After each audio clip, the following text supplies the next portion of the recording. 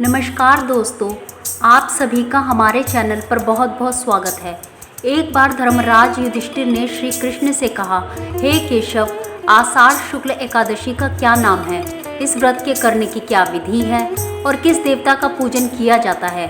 श्री कृष्ण कहने लगे कि हे युधिष्ठिर, जिस कथा को ब्रह्मा जी ने नारद जी से कहा था वही मैं तुमसे कहता हूँ। एक समय नारद जी ने ब्रह्मा जी से यही प्रश्न किया था। तब ब्रह्मा जी ने उत्तर दिया कि हे नारद, तुमने कलयुगी जीवों के उद्धार के लिए यह बहुत उत्तम प्रश्न किया है, क्योंकि देवशयनी एकादशी का व्रत सब व्रतों में उत्तम है। इस व्रत से समस्त पाप नष्ट हो जाते हैं और जो मनुष्य इस व्रत को नहीं करते वह नरकगामी होते हैं। इस व्रत के करने से भगवान विष्णु प्रसन्न होते हैं। इस एकादशी का नाम पद्मा है। अब मैं तुमसे एक पौराणिक कथा कहता हूँ, तुम मन लगाकर सुनो। सूर्यवंश में माधांता नाम का एक चक्रवर्ती राजा हुआ है, जो सत्यवादी और महान प्रतापी था। वह अपनी प्रजा का पुत्र की भांति पालन किया करता था। उसकी सारी प्रजा धन धान्य से भरपूर और सुखी थी। उसके राज्य में कभी अकाल नहीं पड़ता था। एक समय उस राजा के राज्य में 3 वर्ष तक वर्षा नहीं हुई और अकाल पड़ गया। प्रजा अन्न की कमी के कारण अत्यंत दुखी हो गई।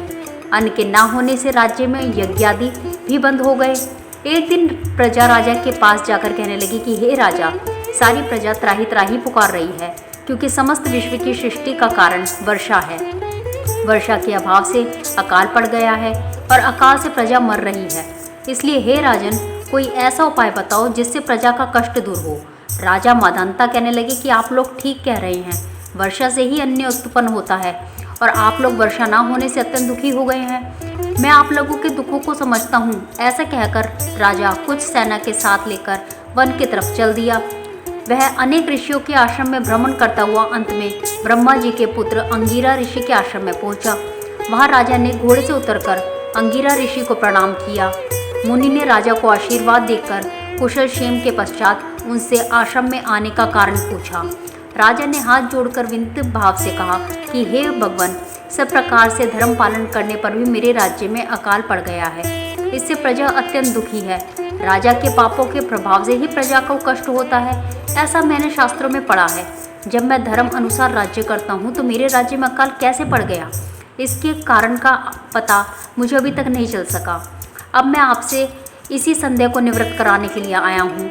कृपया करके मेरे इस संदेह को दूर कीजिए, साथ ही प्रजा के कष्ट को दूर करने का कोई उपाय बताइए। इतनी बात सुनकर ऋषि कहने लगे कि हे राजन, यह सतयुग सब युगों में उत्तम है। इसमें धर्म का चारों चरण सम्मिलित है, अर्थात इस युग में धर्म की सबसे अधिक उन्नति है। लोग ब्रह्म की उपासना करते हैं और केवल ब्राह्मणों को ही वेद पढ़ने का अधिकार है। ब्राह्मण ही तपस्या करने का अधिकार रख सकते हैं, परंतु आपके राज्य में एक शूद्र तपस्या कर रहा है। इसी दोष के कारण आपके राज्य में वर्षा नहीं हो रही है। इसलिए यदि आप प्रजा का भला चाहते हो तो शूद्र का वध कर दो। इस पर राजा कहने लगे कि महाराज, मैं उस निरपराध तपस्या करने वाले शूद्र को किस तरह मार सकता हूँ? आप इस दोष से मुक्त छूटने का कोई दूसरा उपाय बताइए। तब ऋषि कहने लगे कि हे राजन, यदि तुम इस अन्य उपाय को जानना चाहते हो तो सुनो। आषाढ़ मास के शुक्ल पक्ष की पद्मा नाम की एकादशी का विधि पूर्वक व्रत करो। व्रत के प्रभाव से तुम्हारे राज्य में वर्षा होगी और प्रजा सुख प्राप्त करेगी, क्योंकि इस एकादशी का व्रत सब सिद्धियों को देने वाला है और समस्त उपद्रवों को नाश करने वाला है। इस एकादशी का व्रत तुम प्रजा, सेवक और मंत्रियों सहित करो। मुनि के इस वचन को सुनकर राजा अपने नगर को वापस आया और उसने विधि पूर्वक पद्मा एकादशी का व्रत किया। उस व्रत के प्रभाव से वर्षा हुई और प्रजा को सुख पहुंचा। अतः इस मास की एकादशी का व्रत सब मनुष्यों को पालन करना चाहिए। यह व्रत इस लोक में भोग और परलोक में मुक्ति को देने वाला है। इस कथा को पढ़ने और सुनने से मनुष्य के समस्त पाप नष्ट हो जाते हैं। दोस्तों, अगर आपको हमारी प्रस्तुति पसंद आई है तो कृपया इस वीडियो को लाइक और शेयर ज़रूर कीजिए और इसी तरह की कथाओं के लिए आप हमारे चैनल को सब्सक्राइब कीजिए। जय माँ लक्ष्मी।